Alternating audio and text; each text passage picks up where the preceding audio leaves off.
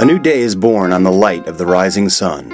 This is a few more than 5,100,000 sunrises in the 12 to 14,000 years since the mouth of the Peconic River has been created and shaped by the natural cycles and forces that have been at play at this juncture of river into bay. Each sunrise brings inevitable and for the most part unnoticed minuscule changes to how the Peconic River's 21 miles of flowing water enter the domain of the Peconic estuary. The infusion, on the average, of some 10,500 gallons of fresh Peconic River water per minute into the diluted ocean waters of Flanders Bay create the aquatic environment so essential to the profusion of life that abounds in this system. The tides and the winds are the paddles that homogenize the waters. Juvenile life bursts forth in these favored conditions.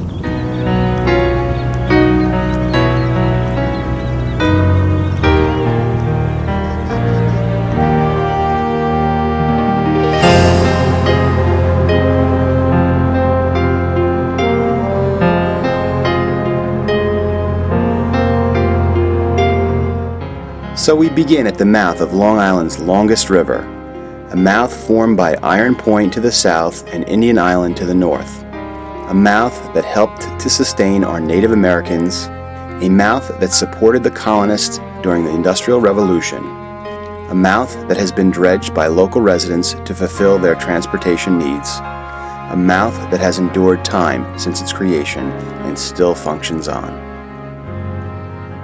Iron Point, a spit of sand shaped by tides, storms, river flow, and ice, swallows the waters at the mouth of the Peconic.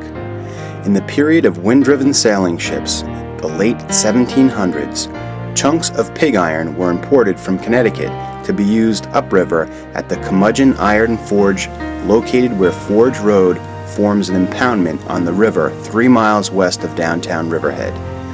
Today, this area is known as Peconic Lake. One of these ships, loaded with raw iron, was caught in a violent storm and broke up on the shallows of what is now known as Iron Point. The story goes that some of the pig iron was not recovered and hence buried under the shifting sands. This is said to help account for the hard bottom found here to this day.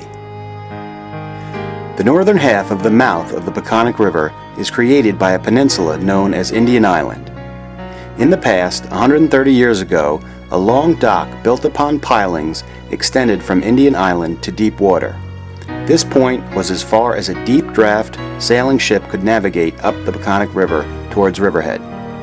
An overnight shelter on a deforested Indian Island acted as a focal point for passenger and cargo transfer to horse and buggy or wagons to make the upland trip into downtown Riverhead.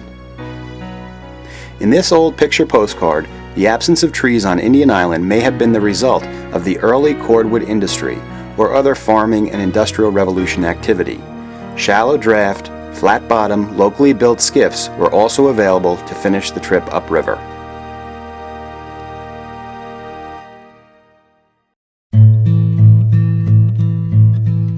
The estuarine waters of the Peconic River extend from its mouth in Flanders Bay some few splashes less than 3 miles up the river to the west, where it flows under Peconic Avenue into downtown Riverhead.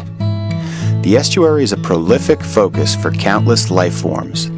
It comprises the birth and maturation point for these myriads of living matter. The estuary with its brackish waters contains flora that incorporates life's energy from the sun, planktonic life in abundance which anchors the food chain and provides the nutrient sources that powers this ecosystem. Pictured here is a unique member of this community, the northern diamondback terrapin. This estuarine inhabitant was a summer food source for the native inhabitants of Indian Island. Its shell was most likely used as a dish. The colonists followed the Indian in the harvest of this once abundant food source into the early 1900s when it was considered a rare and delicate dish. This terrapin still can be observed in the quiet alcoves of the lower Peconic River. The 1800s and early 1900s still featured the Spartina grasses, alterniflora, and patents that covered both banks of the lower Peconic. These meadows were used for livestock grazing. Dredging of the lower river supported transportation to the grist mills, molding mills, fulling mills, boat builders, and the like that erupted along the banks with the advent of the Industrial Revolution. These activities led to the hardening edges, bulkheads, and raised embankments that became the norm for Riverhead's north side of the estuary Peconic. In the late 1940s and early 50s, baymen sustained some of their livelihood from this stretch of river, mainly from eels, crabs, and various seasonal finfish which made their appointed appearances. Winter activities were comprised mostly of spearing eels through the holes chopped in the saltwater ice. Located on West Main Street in Riverhead was a farmer's market where every Friday night local baymen sold what the estuary had produced. In the spring of 2008, the Peconic estuary saw a number of circumstances at work that brought together an overlapping series of events that led to a massive bunker kill.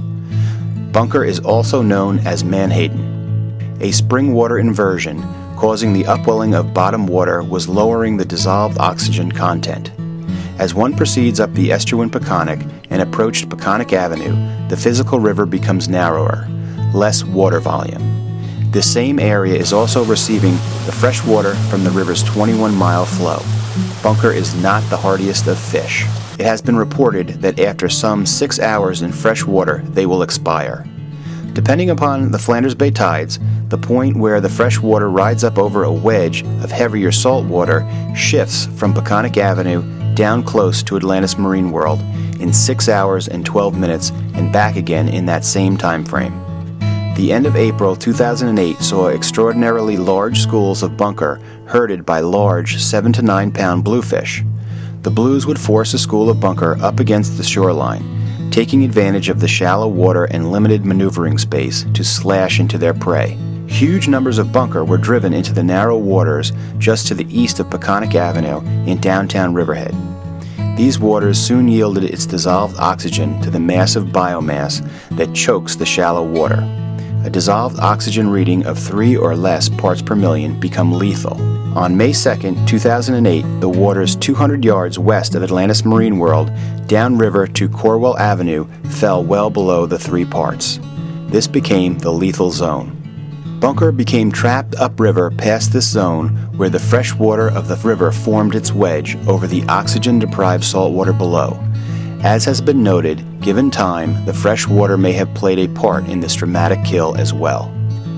The bottom of the lethal zone became pile deep with expired fish, and the ebb and flow of the 2-foot tide distributed the dead at least as far as Robbins Island in Great Peconic Bay. Eventually, the bluefish became satisfied and moved on. Storms helped to oxygenate the surface waters. Scavengers and predators consumed their fill. Every 56 days, the natural cycles dictate a complete exchange of these estuary waters. The great kill becomes a memory.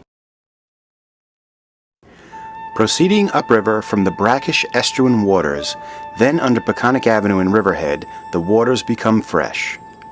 The water emanates from groundwater springs which permeate the riverbed and small tributaries feeding fresh water from a few lakes and ponds. 17 miles of freshwater flow is now increased and negatively affected by the runoff from man's hardening of the surfaces adjacent to the river. Mother Nature has her own slow life cycle for a river. A river impounded like our Peconic declines with age as sediments and plant growth fill in its bed and decreases its rate of flow. Beaver and muskrat are agents of change, but nature cannot hold a candle compared to man when he foresees a need to modify river flow. Let us look at the Peconic River in the Grangeville Park area for a 100-plus year period.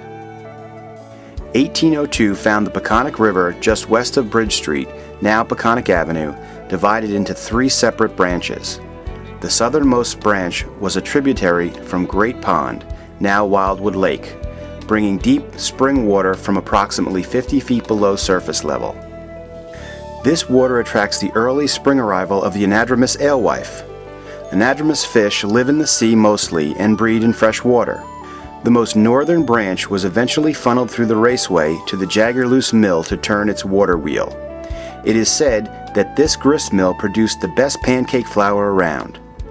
The middle branch would become the direction of the flow of the present Peconic, which was modified into Grangable Park and receives the waters of the north and south flows.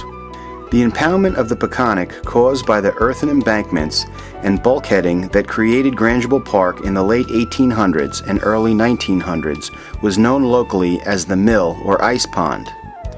During the then colder winters, there was the industry of the cutting of blocks of ice from the frozen river. This ice maintained ice boxes throughout the warmer months. The oldest available map of any detail is of the 1808 date. It shows nothing of the main stream west of the Grangable area, but the upstream waters flow through 3 wooden spillways. The spillway to the south is on Little River, and there are 2 to the north. The most northerly spillway may have been directed through a grist mill. As can be observed, the waters flowing toward what was to become Bridge Street were diverse and probably quite shallow. Seen in the upper left is a stream which may have represented a channel which was dug from Squeezy Pond to increase the water flow to the mill. 50 years later, we see the Jagger and Luce flour mill at the approximate location at the end of the channel, which might explain why it seems located out of the major flow of the river. Bridge Street is now well established, accommodating many mills. Saw, fulling, grist, molding are mills that have often changed owners and were often replaced by other mills and businesses. The waters have deepened and the flow more directed. The Industrial Revolution and its call for water power is in full swing. In Grangable Park's earthen dam was a center spillway, now referred to as the North Dam, whose water flow was controlled by a set of overlapping iron gates, which were slid open and closed by a geared hand crank, thus controlling the depth of the ice pond for ice block production. A low roof structure with a center cupola protected the gates as well as their operator. The ice house that stood across the river from the present Grangable Park was tiny compared to the structure found upriver at the forge. That massive building had an elevator which lifted ice as high as a 3rd story and was said to store up to 30,000 tons of ice. The early railroad ran a siding some 300 feet along the building to load ice for transportation to New York City. Our present trains from the city use the same line, but not the long gone and forgotten siding. In 1922, sparks from a train engine, dry woods, and highly flammable saute insulation caused a behemoth wood structure to burn to the ground, leaving a gigantic block of ice that lasted into the summer. We can still view the remnants of these icy activities in Grangable Park. The last known work which was conducted on the North Spillway was in the very early 1900s, when the iron was replaced with wood and the structure resurfaced with a concrete aggregate. Another 50 years brings us to the brink of the electrical age. The need for water power will decline. Grangable Park takes the place of mill sites. The shape and the course of water is modified to meet new uses. The wagon bridge that connected the ice house and the south side of the river with West Main Street is functioning. The Griffin Water Tower and pumping station are famous East End landmarks. Another 100 years and we approach the present. Again, changes have taken place in the course of the river. The Peconic River is a gentle river in that its downhill grade from source to mouth is slight. It is greatly influenced by its flow by the seasonal water table, which averages in the riverbed some 37 cubic feet per second, but reaches a high of 52 cubic feet per second or above in April, and may fall to about 27 cubic feet per second in the September through October time frame. Proceeding upriver from downtown Riverhead, we look to the south through the county center complex and view the Bald Hill area. Bald Hill is the highest point on eastern Long Island, elevated approximately 295 feet above the sea level of the bays and most of the Peconic River. It crests the Ronkonkoma Terminal Moraine, the barrier that created this groundwater-fed river. The Peconic system was born accompanying the labor pains of the last ice age about 12,000 years ago, when the continental ice sheet covered the upper regions of North America. This glacier's southeastern edge covered what was to become eastern Long Island in an east to west direction and extended southward far out into what is the Atlantic Ocean. The glacier was estimated to be at least 1.5 miles thick in places, and as it melted over decades, increased ocean levels approximately 200 feet. A terminal moraine forms at the ice sheet's leading edge when the rate of ice advance equals the rate of ice melting.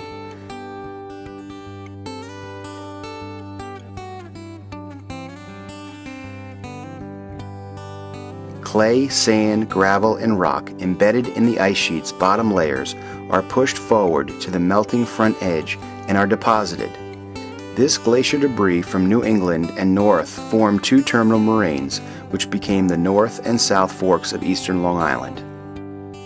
The South Fork moraine built to well over 300 feet and formed an impenetrable barrier for the retreating glacier's meltwaters. When periods of warmer temperatures prevailed, the glacier retreated more rapidly, and the meltwaters washing from the ice's leading edges picked up the glacier debris and leveled the land in front of the ice into flat outwash plains. This flowing meltwater, blocked by the South Fork moraine, turned and flowed eastward to form the Peconic River Basin, and further to the east, the Peconic Bay System. The river system became Long Island's longest, 21+ miles of groundwater-fed fresh water, becoming brackish as it enters the Peconic Bay complex.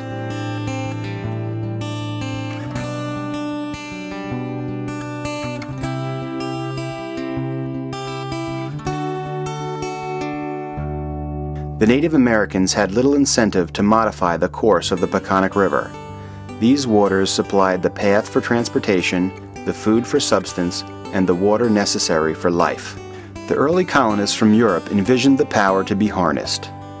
Flowing water to turn buckets, overshot and undershot water wheels, which turned shafts, which in turn ground grains between large stone wheels that acted as grindstones. The shafts may have turned a saw blade or a sharpening tool or pounded a hammer. In the early 1900s, the water turned a generator and electricity surpassed the water wheels as the energy standard. During this evolution, the flow of the river was captured in earthen dam impoundments and directed through spillways to boost its efficiency. The impoundments, besides acting as a shock absorber to heavy rain events and spring runoff, widened the river and reduced its velocity. These impoundments remain today, some approaching 200 years of existence, as an expanded freshwater habitat.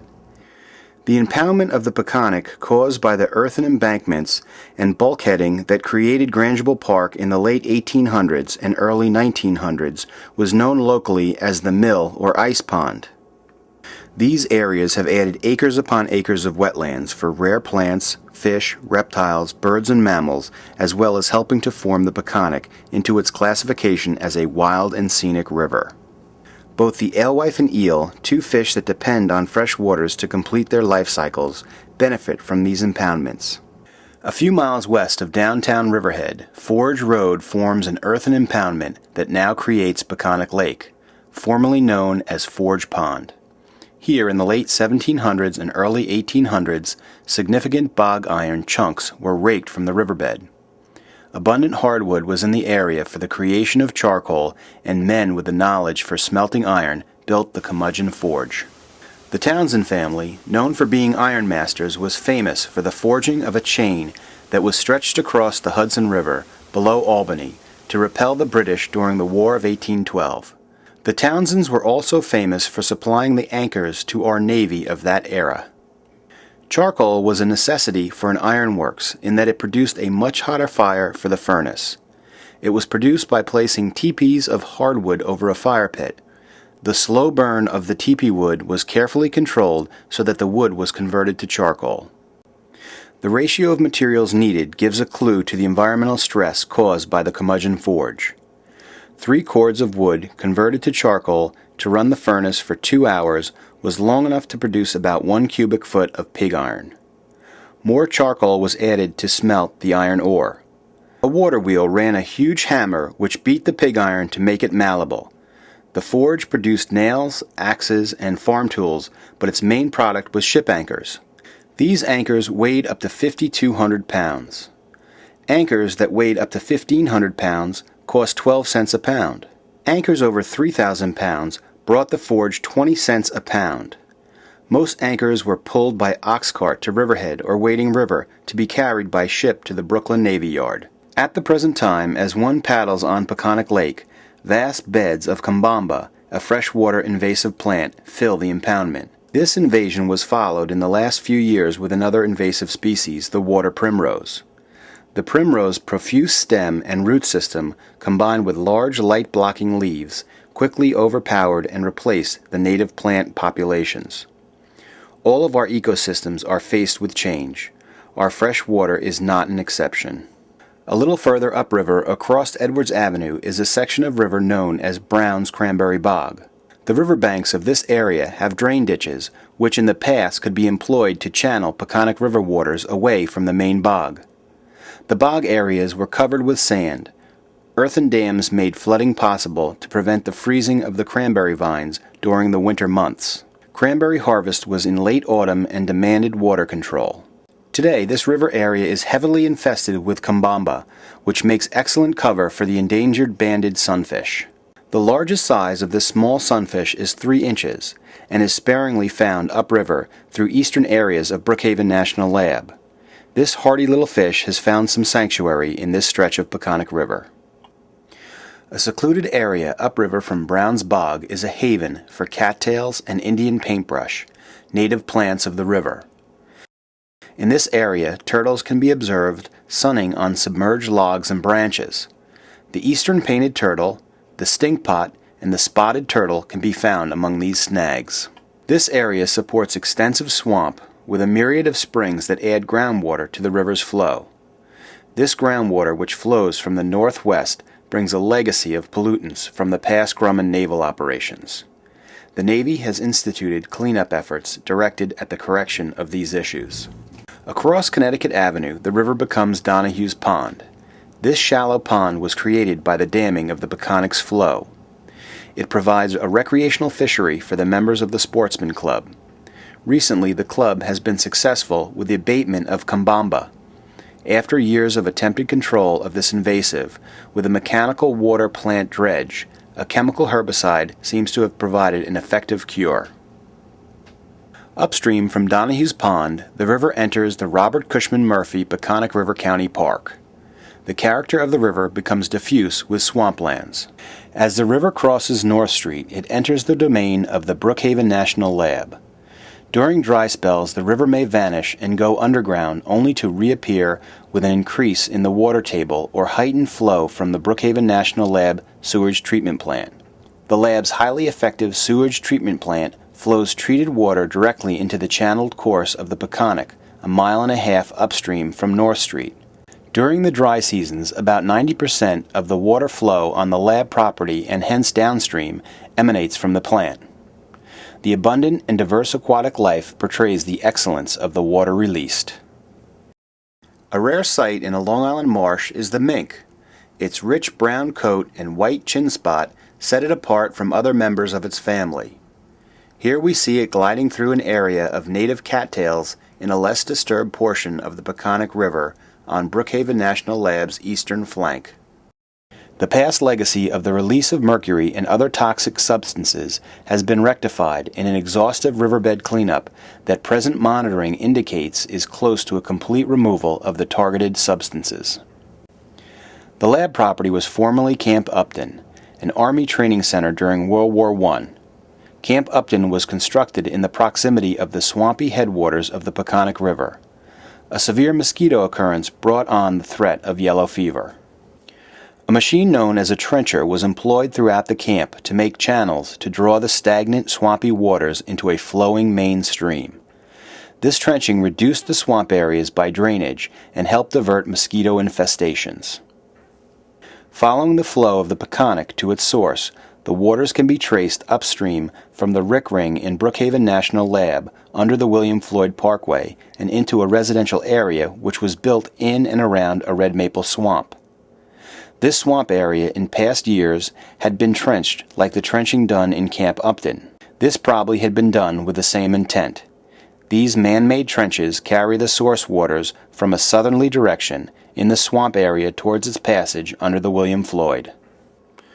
As you viewed this documentary film, The Peconic River Now and Then, You have been given glimpses of the value of the Peconic to the Native Americans and the colonists through the Industrial Revolution.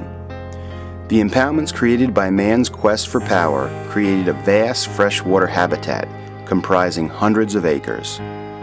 Fishing always was and continues to be a major recreational activity, supporting local bait and tackle shops, boat rentals, and the myriad of goods and services that accompany this outdoor activity. Kayaks and canoes are observed spring through autumn, carrying nature lovers to observe the abundant wildlife along the Peconic River. Watercraft of many types carry the adventurer who enjoys paddling through culverts and overpasses and racing on these calm waters. A vital slice of nature, an ecological area created by the earthen dams, has led the Peconic to be classified as a wild and scenic river, with special protection enacted to preserve this gem so future generations may experience its ever-changing panorama.